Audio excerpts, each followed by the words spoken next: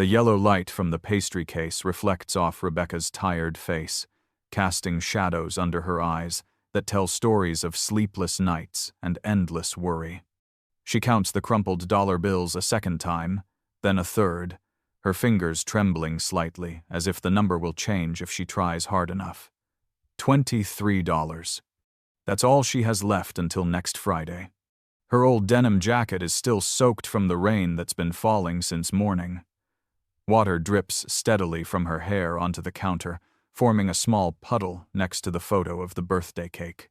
In the picture, a blue dinosaur cake grins with a bright, toothy smile.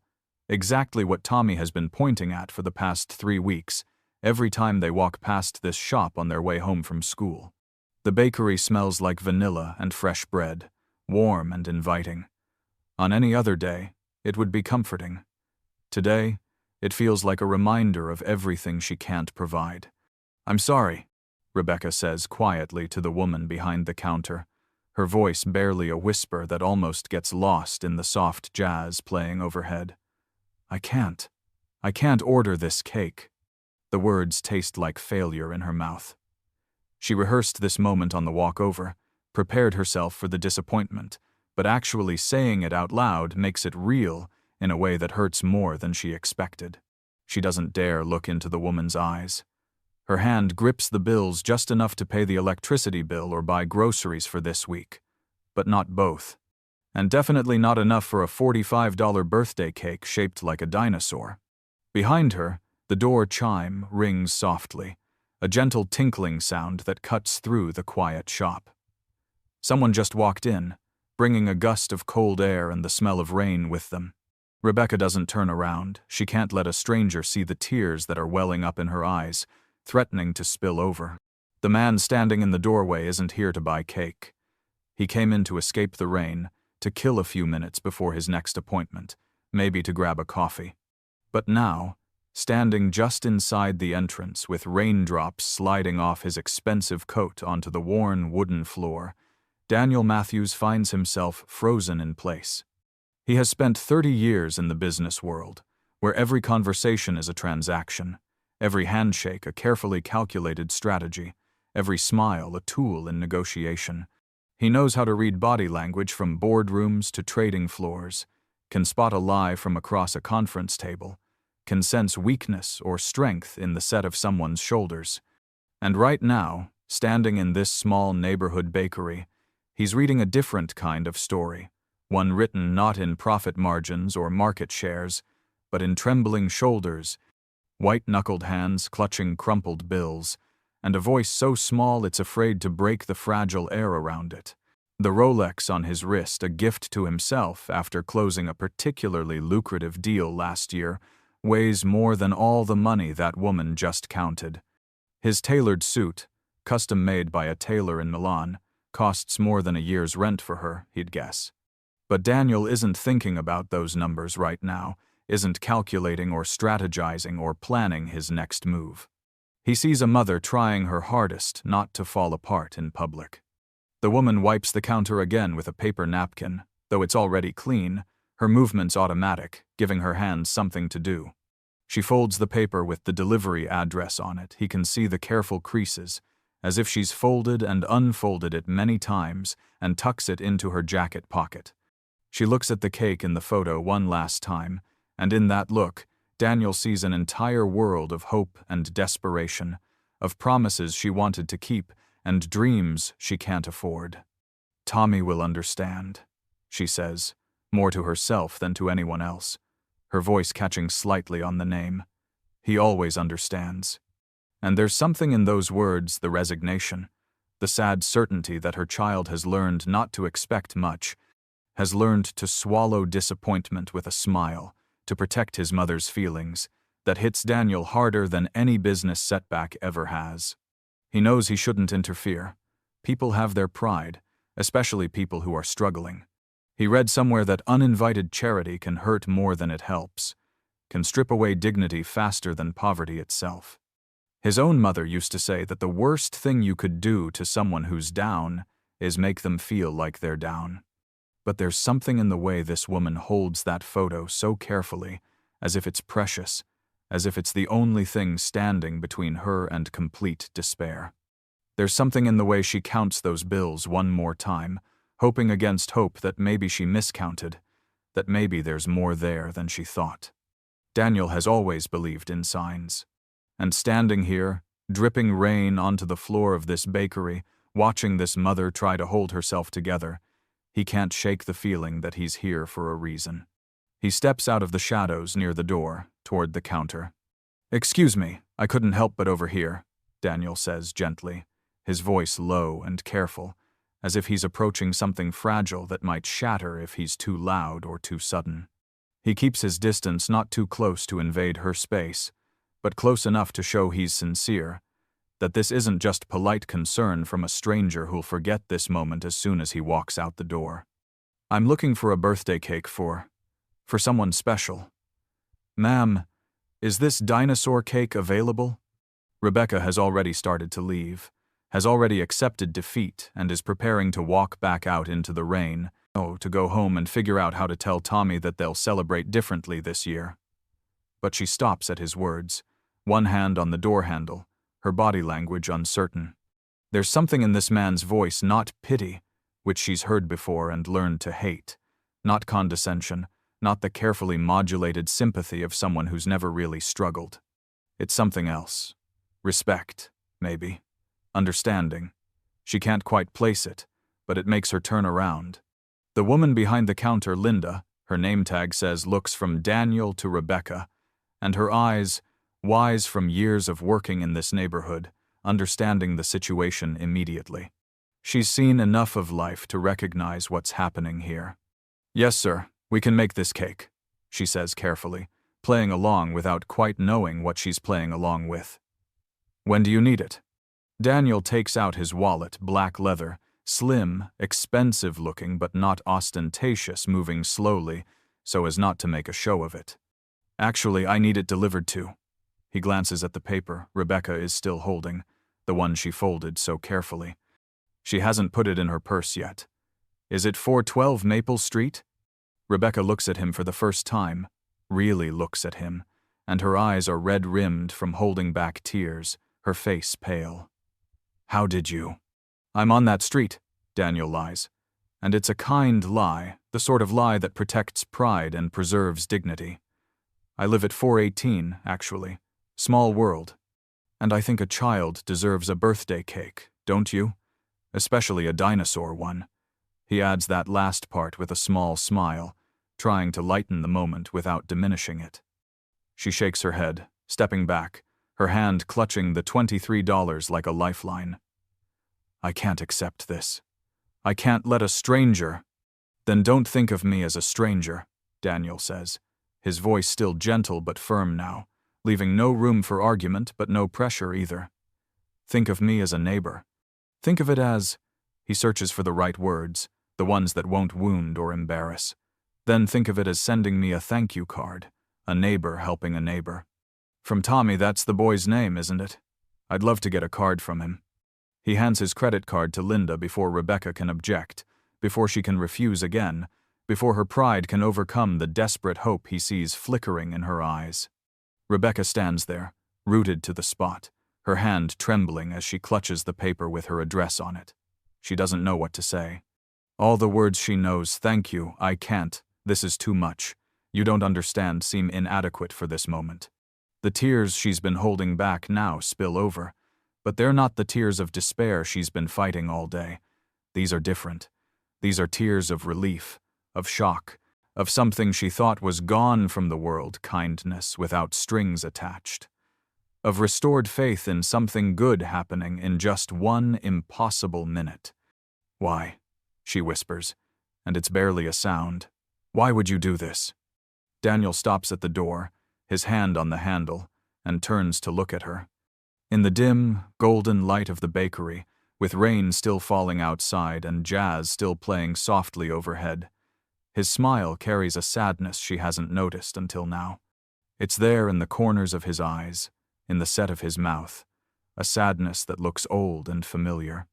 "Because someone did the same for me," he says simply, and his voice catches just slightly on the words, "when I needed it most." And then he's gone, back out into the rain, leaving Rebecca standing there with Linda, who's already writing up the order, a knowing smile on her face. Rebecca walks home through the drizzle, her jacket still soaked, her shoes squelching with each step, but this time she doesn't feel the cold seeping into her bones. The receipt in her pocket, proof that the dinosaur cake will arrive tomorrow at 2 o'clock. Right on time for Tommy's small birthday party, feels like it weighs more than anything she's ever carried. Not heavy with burden, but heavy with meaning. Part of her feels relief so overwhelming, she wants to laugh and cry at the same time. Tommy will have his cake. He'll have the cake he's been dreaming about, the one he drew pictures of, the one he talked about to his teacher and his friend Jake from down the street. But another part of her, a larger part, maybe feels small and ashamed, as if she's failed at the most basic job of motherhood, providing for her child. As if accepting help from a stranger is an admission that she can't handle things on her own, that she's not enough. The rain picks up slightly, and she pulls her jacket tighter, even though it's already soaked through. 2 women pass her, sharing an umbrella and laughing about something, and Rebecca wonders if they've ever had to choose between electricity and birthday cakes, if they've ever counted their last $23 3 times, hoping the number would somehow change. When she reaches home, a small rental house with a front yard that needs mowing and paint that needs touching up, she stops at the door, her hand on the knob. Through the window, she can see Tommy sitting at the kitchen table by the window, his head bent over his drawing pad. He's probably drawing another dinosaur. That child could draw dinosaurs all day if she let him. He doesn't know about the cake. He doesn't know that his mother stood in a bakery this afternoon, counting her last dollars, preparing to disappoint him. He doesn't know that a stranger with sad eyes intervened in a moment of grace that still doesn't feel quite real. He only knows that tomorrow he'll turn 7 years old, and whether there's a cake or not, he'll smile and hug his mother and tell her it's the best birthday ever, because he learned a long time ago, too young, really not to ask for things they can't afford. He learned to swallow his disappointment and protect his mother's feelings, because he could see how hard she was trying, could feel the weight she carried, even when she smiled. Rebecca takes a deep breath, wipes the rain off her face, or maybe it's tears mixing with rain now, she can't tell, and walks in, ready to hold her son and pretend for one more day that everything is fine. "Mom." Tommy runs to hug her the moment she opens the door, his drawing falling to the floor, forgotten. "Tomorrow's my birthday. I drew a dinosaur for you. Want to see?" She holds him tight, breathing in the smell of crayons and shampoo, and for the first time in months, she lets herself believe that maybe, just maybe, everything will be okay after all. Daniel sits in his corner office on the 40th floor of Matthew's Tower, looking down at the glittering city below where cars move like toys and people are just tiny dots on sidewalks. His oak desk imported from somewhere in Europe, he forgets where is wider than most people's living rooms. The space behind him could fit a small apartment. The view is worth millions. But today, all he sees when he looks out that floor-to-ceiling window is emptiness. The city sparkles with 1,000 lights as evening approaches, but it might as well be a dark void.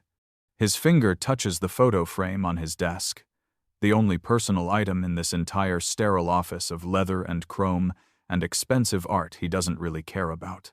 In the frame, a child with a gap-toothed smile grins at the camera, frozen forever in that moment of pure joy, blowing out candles on a birthday cake shaped like a spaceship. 8 candles. His last birthday. 12 years, Ethan, Daniel whispers to the empty office, to the ghost that lives in this frame and in his heart. 12 years today. His phone rings, a calendar reminder for his 4 o'clock meeting with the board. Important people waiting for him, decisions to be made, money to be counted. He looks at the screen for a long moment, at all those notifications and messages and appointments that fill his life with noise but never with meaning. He turns it off. Just off. Today, for the first time in years, maybe the first time since Ethan died, he doesn't want to think about work, doesn't want to think about quarterly earnings or market share or expansion plans. He wants to sit here in this empty office and remember what it felt like to be a father. And he wants to think about a little boy named Tommy who's going to have a dinosaur cake tomorrow. 3 days later, on another rainy afternoon that feels like a repeat of that day at the bakery, the envelope arrives at Daniel's office. His assistant brings it in with his other mail contracts to sign, reports to review, invitations to charity galas he'll write checks for but won't attend. But this envelope is different. No company logo. No corporate return address. Just a street address written in careful handwriting. 412 Maple Street. Daniel looks at it for a long moment before opening it, knowing somehow what's inside, feeling something in his chest that he hasn't felt in a long time, anticipation mixed with something like hope. Inside is a handmade card, the paper slightly wrinkled, as if small hands worked hard on it. A blue dinosaur with a gap-toothed smile drawn with crayons, carefully colored in, holds a birthday cake with 7 candles. The dinosaur is smiling. Below it, in the wobbly handwriting of a 7-year-old who's still learning to write in cursive but wants to look grown-up. Dear Mr. Neighbor, thank you for the cake. It was the best cake I ever ate. My mom cried because she was happy. She said, you are very kind. You are my hero, your friend, Tommy. Daniel reads it 3 times, his vision blurring slightly on the 3rd reading. He's received countless letters in his career, thank you notes from business partners, congratulations from colleagues, even fan mail after he was featured in a business magazine. He has a drawer full of correspondence from people who want something from him, from people who admire his success, from people who think he has all the answers. But this is different. This is real in a way that nothing in his life has felt real for a very long time. He doesn't expect this card to touch his heart the way it does. He's used to thank yous in the business world, formal memos dictated to secretaries, professional handshakes after deals close, template emails that say all the right things with none of the right feelings. But this card, with its crayon dinosaur and crooked letters, its honest joy and childish gratitude, reaches past all his defenses and touches something he thought died with Ethan. He opens his laptop, the expensive kind that's thin as paper and costs more than most people make in a month, and searches for the address in the map system. A small neighborhood in the suburbs, working class, the kind of neighborhood where people know their neighbors, where kids play in the streets, where the houses are small but the yards are full of toys and life. He sees the school nearby Riverside Elementary. He sees the small shopping center, the bus stop, the community center. He imagines Rebecca walking home in the rain, Tommy drawing his dinosaurs, a life that's hard but full of something Daniel's life doesn't have anymore. Daniel isn't sure what he's doing, doesn't stop to question or analyze or plan like he usually does, but 10 minutes later, he's calling down to HR. Susan? It's Daniel. I need you to do something for me, and I need you to keep it quiet. Of course, Mr. Matthews. What do you need? Find out if we have any open positions suitable for a single mother living at 412 Maple Street, he says, his eyes still on Tommy's drawing. Someone with good skills, responsible, but who might be struggling financially. Check if she has any applications on file. Name is Rebecca. Last name. I don't know her last name. Don't know her last name. There's a brief pause. Susan has worked for him for 15 years. She knows when not to ask questions. I'll look into it right away, sir. Susan? He stops her before she can hang up. One more thing. If she doesn't qualify, don't create an opportunity. I don't want charity. But if she's capable, if she's actually good enough for the job, make sure she gets an interview. A fair one. Understood, sir. After he hangs up, Daniel sits back in his chair and looks at the card again. You are my hero, it says. He hasn't been anyone's hero in 12 years. Maybe it's time to try again. Daniel closes his laptop, pushing it away, and his eyes return to the photo on his desk. Ethan, frozen at 8 years old, will never grow older than that now. Ethan would have turned 19 next month, would be in college, probably, or taking a gap year to travel, because he always loved adventure, always wanted to see everything, experience everything. Would have a girlfriend, maybe. would call home on Sundays and ask for money and complain about his professors and make Daniel laugh with stories about his roommate. Would have, should have, all those conditional tenses that parents of dead children learn to use. But Ethan died in a car accident when he was 12, and all the would-have-beens died with him. Years ago, when Daniel was a young father, struggling with 3 part-time jobs before the business took off, before the money came, when he was just another guy trying to keep his head above water, Ethan got sick. Really sick. Pneumonia that turned into something worse, something that required a hospital stay and specialists and treatments that Daniel couldn't begin to afford even with his insurance. He remembers sitting in that hospital room, watching his son struggle to breathe, holding Ethan's small hand and feeling utterly helpless.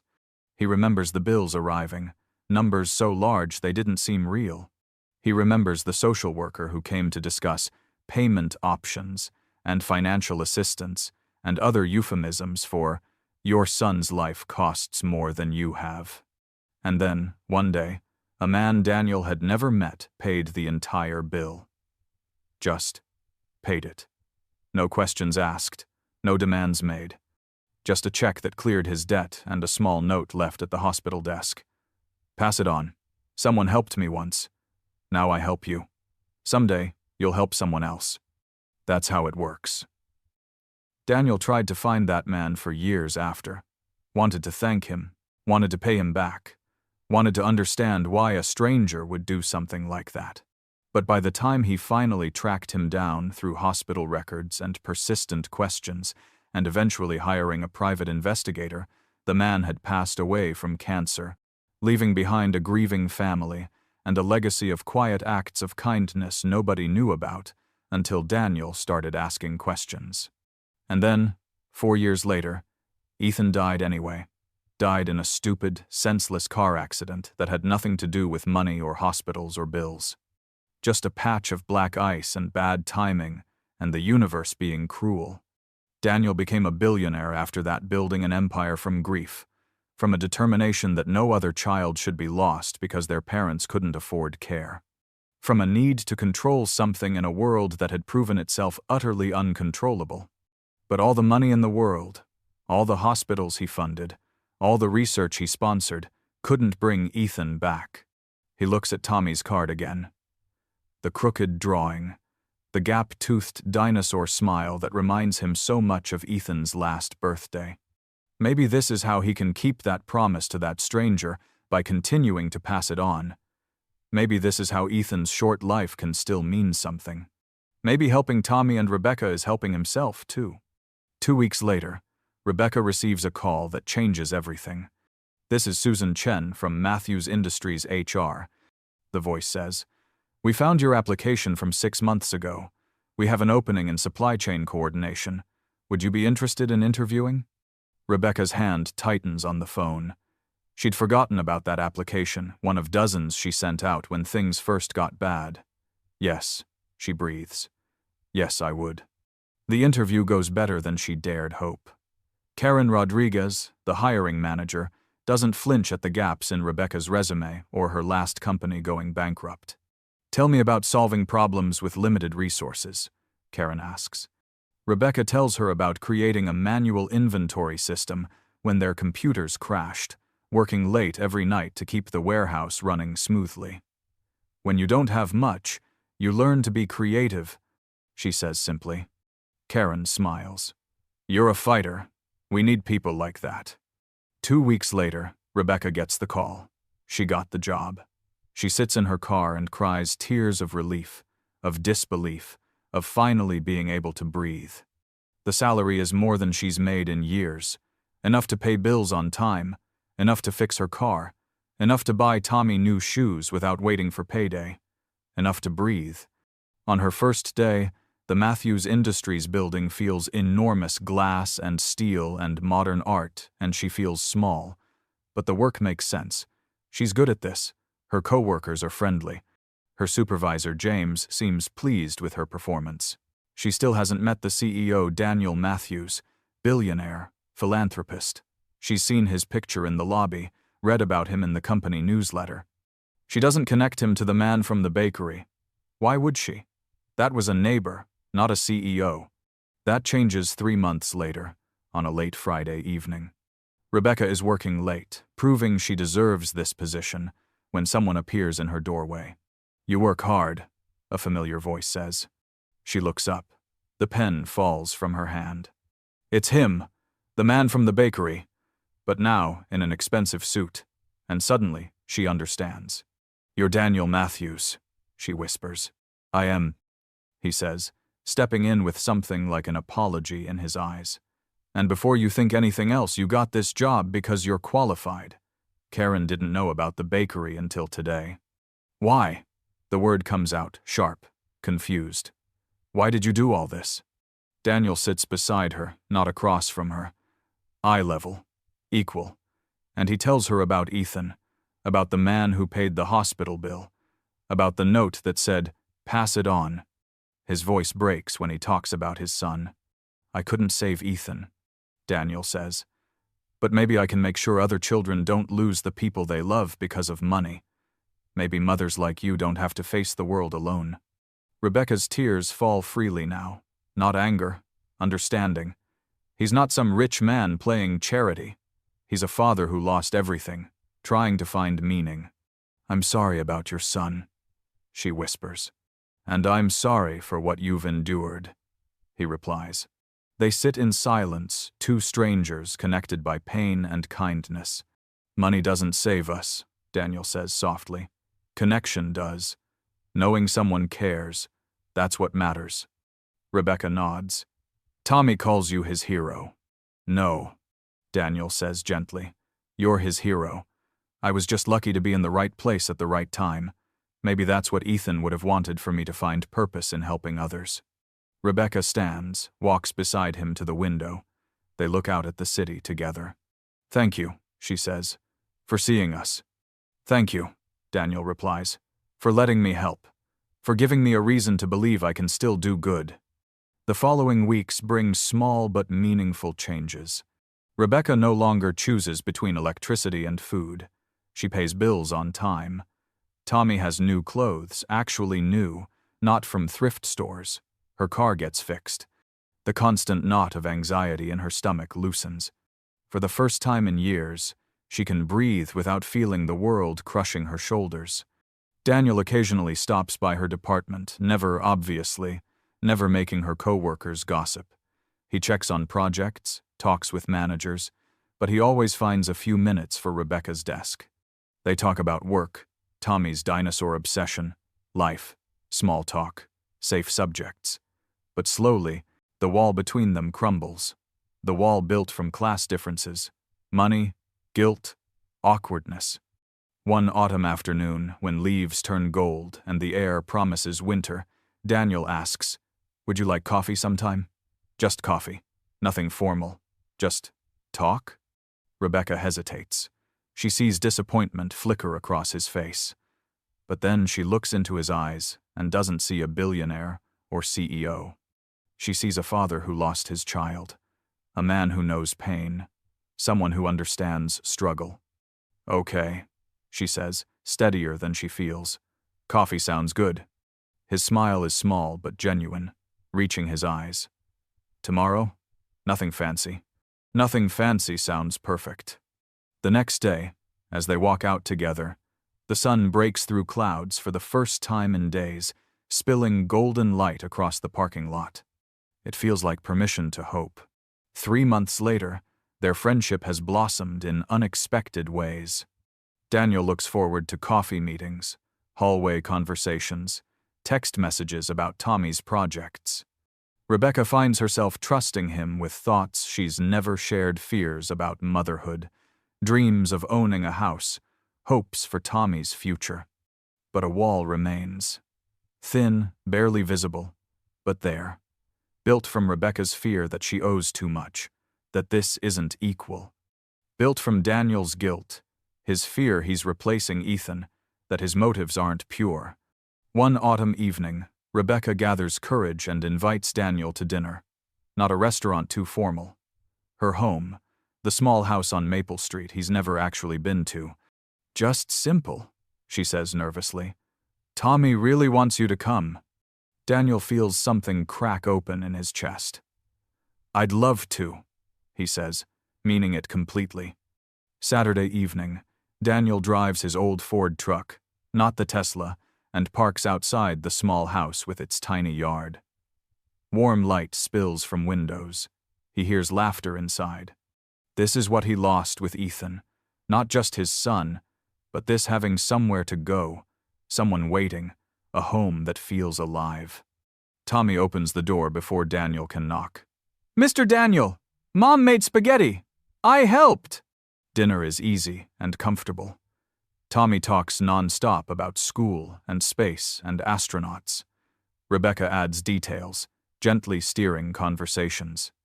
Daniel laughs and feels something he hasn't felt in 12 years, like he's part of a family. After Tommy's bedtime protests, after he asks if Daniel will come to his soccer game, "We'll see" means yes, after toothbrushing sounds fade. Rebecca and Daniel sit on the worn couch with mismatched tea mugs. Comfortable silence becomes weighted. Thank you, Rebecca says quietly. For everything. For seeing us. You don't have to, Daniel starts, but she shakes her head. Let me finish. Thank you for seeing us not as charity, but as people who deserved kindness. Daniel sets down his tea, his heart pounding. Rebecca, I need to tell you something. All of it. She turns to face him, nervous. That day at the bakery, it was Ethan's birthday. He begins, voice unsteady. Every year, I buy a birthday cake, then throw it away. I can't not mark the day somehow. Rebecca's hand finds his. She just listens. When I saw you trying not to cry, I saw myself years ago, young, poor, terrified I couldn't provide. I thought if I helped, maybe that day could mean something. Maybe Ethan's birthday could be about giving life instead of mourning death. He pauses, breathing shakily. But then I met Tommy, and you, and I started to care, really care, about soccer games and drawings and whether you're okay. And that terrified me. Why? Rebecca whispers, tears forming. Because if I love someone again, I could lose them, Daniel admits, tears falling. And I'm not sure I could survive that twice. Losing Ethan broke me. The thought of being that vulnerable again. Rebecca takes both his hands. Daniel, I'm scared too. Terrified. I'm scared you'll realize we're not worth it. That this is pity or guilt. That I'm just a replacement, and one day you'll wake up and realize I'm not what you wanted. Never, Daniel says fiercely. You've saved me as much as I've helped you. Maybe more. I've laughed more in 3 months than in 12 years. I've felt alive, actually alive. They sit, hands clasped, tears flowing, pain, fear, healing, something new blooming. So what now? Rebecca asks, barely audibly. Daniel smiles through tears. We do what healing people do. One step at a time. We let ourselves feel, trust, hope we deserve something good. He stands, walks to the window. I used to think wealth would fill the emptiness, but all it did was give me distractions. Then I met a mother at a bakery who couldn't afford a cake but was trying so hard, and I realized true wealth isn't money. It's connection, love, knowing you matter, having a reason bigger than yourself. Rebecca stands beside him. Without thinking, she puts her arms around him. And Daniel breaks, really cries, the way he hasn't since the funeral, for his son, the lost years, the loneliness, the fear. Rebecca holds him through it, both finally letting themselves be vulnerable. Tommy prays for you every night, Rebecca says when the storm passes. Not just thank you. He prays you'll be happy. He says heroes need people to take care of them too. Daniel pulls back, looking at her. In her eyes, acceptance, understanding, something that might become love.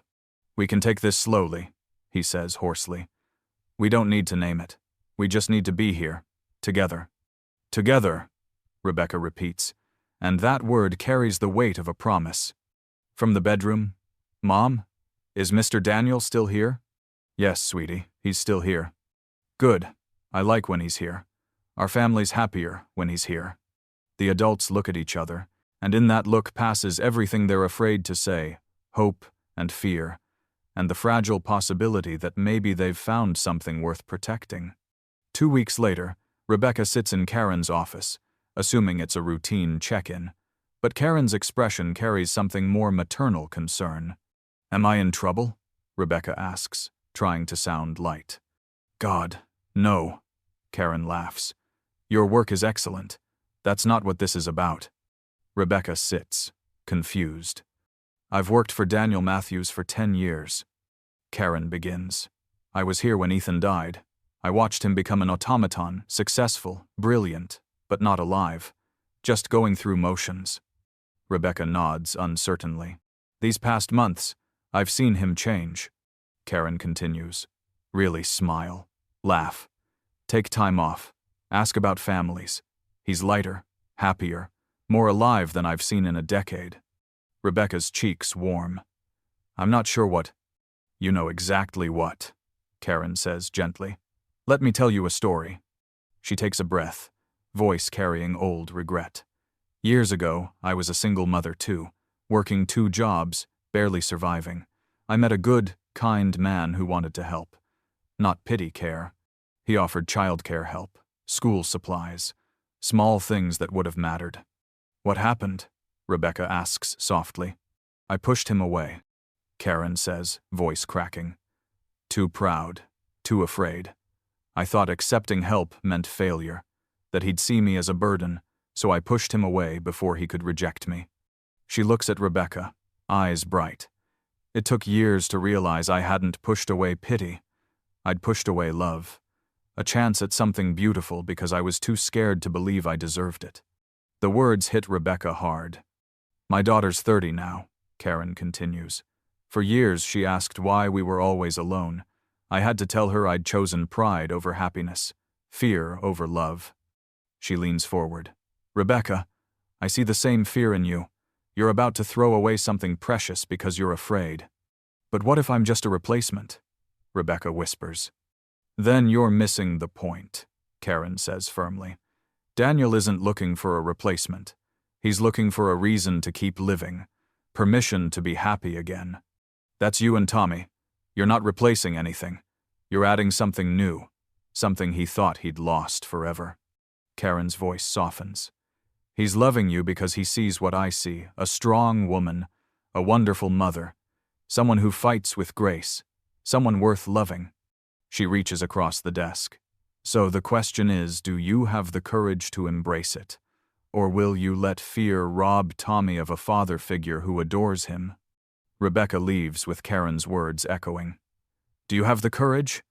She thinks about Daniel with Tommy, the good morning texts, the coffee just how she likes it, the tender looks when he thinks she's not watching. Has she lived with fear so long she's forgotten how to dream? She texts Daniel, "Can we talk tonight?" His response, "Of course. Everything okay?" She types, "Better than okay. I think I'm finally ready to stop being scared." 6 months later, another Saturday afternoon. Everything is different now. Rebecca parks her reliable used Toyota, not the beat-up Honda, in front of a bakery. Different from where they met, but a bakery nonetheless. This time, she doesn't come alone. Tommy bounces beside her, holding another drawing. 3 dinosaurs this time. A family. Daniel walks beside her, his hand at the small of her back in that casual way that still makes her heart skip. "Mr. Daniel, see?" Tommy holds up the drawing. "This is Dad, you, and Mom, and me. We're T-Rexes."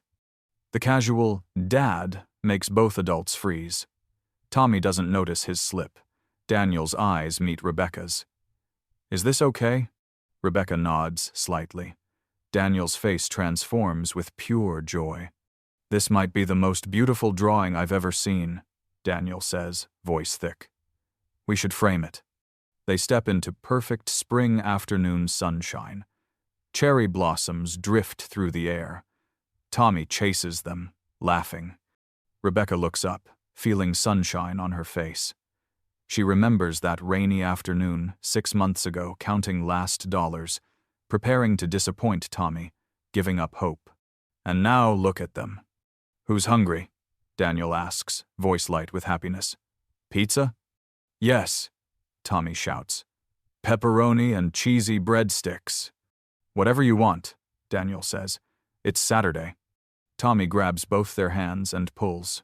Come on! I'm as hungry as a T-Rex. Rebecca laughs genuine, from deep in her chest, from a place frozen so long she'd forgotten it existed. They walk hand in hand, an unlikely family bound by a birthday cake, kindness, and the courage to believe in second chances. You know what I realized? Rebecca says softly when Tommy runs ahead. What? Daniel asks. That day, I thought you saved us, she says. But really, we saved each other. I needed help. You needed purpose. I needed to accept kindness. You needed to let people in. Tommy needed a father figure. You needed to feel needed again. Daniel stops, pulls her gently to face him, his eyes bright with emotion and sunshine and something like love. You're right, he says. You gave me back what I thought died with Ethan. Hope, dreams, belief that there's more than just existing. They continue walking, three shadows stretching long on the sidewalk, moving in perfect sync. Not a perfect family, they've been hurt too much for that, but a healing one, built from kindness, trust, and willingness to believe one more time. Their corner cafe appears ahead. Through the window, 3 cups already waiting at their table. Sunlight touches the middle cup, making it shimmer. Rebecca thinks about reflections, how that middle cup catches light from the others, reflects it back, creates something brighter than any single cup alone. That's what they are. 3 people reflecting each other's light, making everyone brighter, warmer, more alive. Inside smells like coffee and cinnamon and promises. Their table waits. The cups shimmer in sunlight. Rebecca knows with certainty they'll be okay. Not because they have all answers. Not because the road will be easy. Not because everything's fixed. But because for the first time in very long time, maybe in Tommy's entire life, none of them has to walk alone anymore. They have each other, and that's worth more than all the money in the world.